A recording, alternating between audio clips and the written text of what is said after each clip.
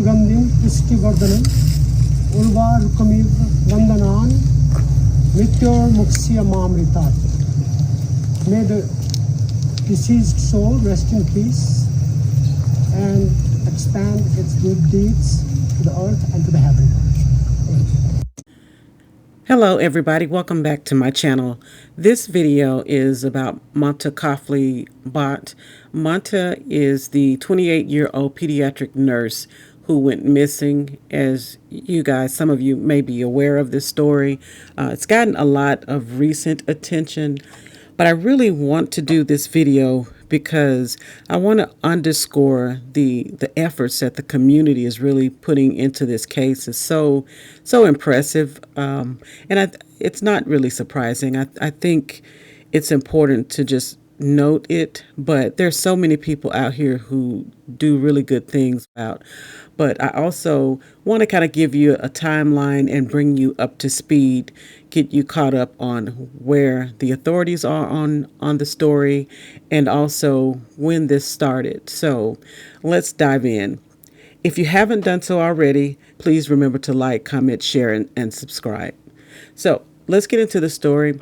July 27th, 2024, she was last seen at work. That was Mamta's last day at her job. And so she didn't go into work after that. And I'm actually pulling up my calendar to look to see what day that is. So that's a Saturday. On the 31st, which is about 4 days later, her husband says that that's the last day that he saw her. He said that she was in the home. They lived in Manassas Park, Virginia, according to the husband. His name is Naresh, Naresh. They had dinner together, and then that same night he took their baby, their child. I think the child was several months at that time. The child is now 1 year old, but took the baby upstairs. He says the wife stayed downstairs, cleaned up the kitchen after dinner, and from there he went to sleep. Says from that point on he never saw his wife again after dinner. I think that's a little interesting, a little strange. But he said sometimes they, I guess sleep in separate areas. So maybe that's their life. I don't know. But that's what he reported. Then on August the 2nd, which would be 2 days later on a Friday. So remember, he saw her last on Wednesday. She didn't show up for her shift at the hospital. Now, she worked at UVA Prince William's Medical Center. When she didn't show up, her coworkers were concerned. They, at that point, initiated a welfare check. Some of the folks that they interviewed said that she was pretty regular. She wouldn't call in and be off a lot. So that's what raised the red flags for them. But anyway, the police went over to her resident, and Naresh, her husband, didn't report her missing at that time. Now, that's interesting. Your wife is missing. She's not been around for a couple days. I think I saw a report that said this man says that sometimes he wasn't concerned because sometimes she will sleep at her friend's house. But I don't know about you guys. But if someone is in your house, home, and especially if you're married and your husband or your wife sleeps away at someone else's house, wouldn't you at least confirm that they're okay? Wouldn't you at least call them? According to him, he said when he was asked by, I think, a USA 9 news reporter, she asked him, why didn't he call, or wasn't he concerned?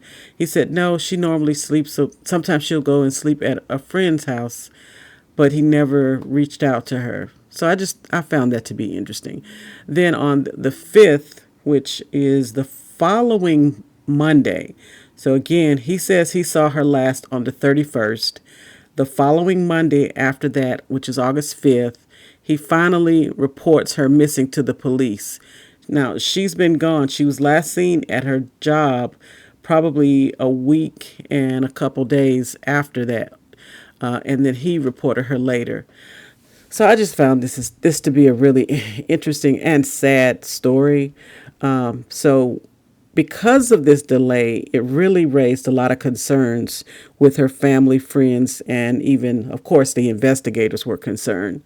Now, that brings us to August the 8th. That's when the Manassas Park Police Department releases a missing persons report.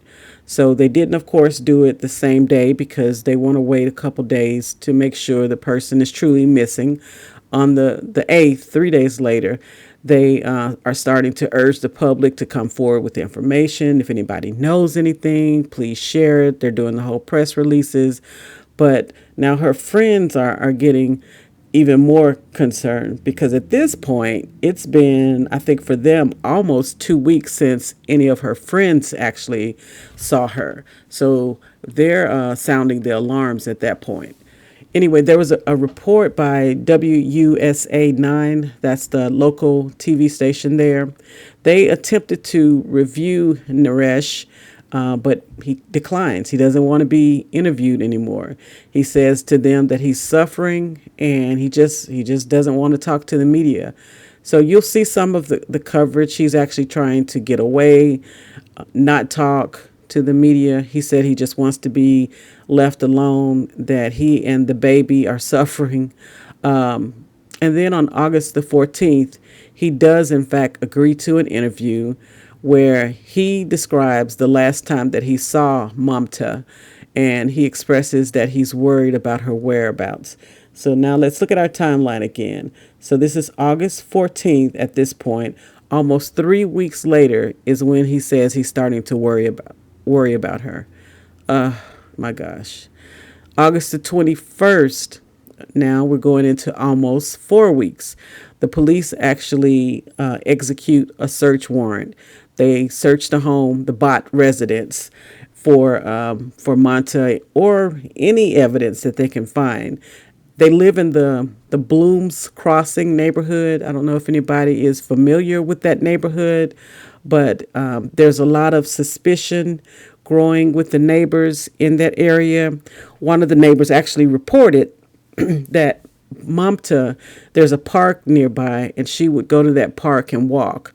So a lot of the family and friends, well, actually, she didn't have family in the U.S., but a lot of the friends and co-workers, they said she liked a park, one of the nearby parks. They set up a search party to go out and look for her, and they'd been doing that at this point several days.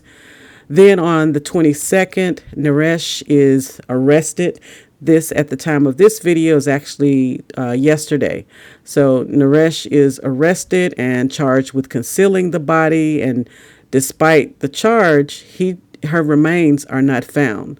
So I think that's interesting, and I want to kind of pause here a little bit because they are charging him with concealing a dead body, but there is no body found. So that means they must have found enough information or enough evidence in that home that tells them that there is an unalived or deceased remains in the home. I did see a news report that showed one of the investigators actually taking a heavy rug out of the home, carrying it, like the type of rug that you might roll somebody's body up in. So I saw that being transported out of the home as evidence. Anyway, the community begins to start holding prayer vigils, honoring her memory, and just vowing to continue to seek justice on her behalf. And again, I just want to underscore how much the community has really supported finding her. They were actually the ones that signaled to the police that there was something wrong, that they hadn't seen her in a few days. They organized, especially her very close friend, when the father was taken away by the police on the 22nd.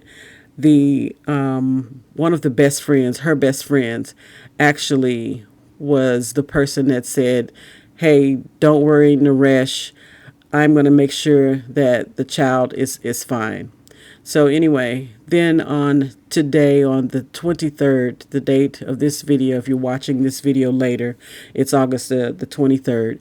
Naresh is held without bond, and he's actually scheduled to appear in court. And so the investigation remains very, very active.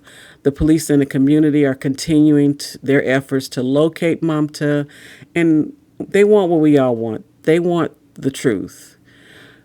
Crime Squad, if you are here, I hope you are here because you are interested in stories that are not only are they're tragic, of course they all are anytime there's an unaliving of a person, but also you're really here because you want to seek the truth, you want justice for the victims, and ultimately we just really want answers. So I appreciate you listening to the timeline around this incident, and I think at this point there is another update due. So we'll do another video on this. I think this is a very intriguing case. I hope you guys are just as invested and interested in this as I am. But the next update I think will be kind of the court hearing. He is saying, Naresh is saying that he is innocent. He has not done anything, but everybody is innocent until proven guilty. That's our way of law here. So we will see. We'll keep following the story. We'll figure it out or listen and learn from the story as we go along.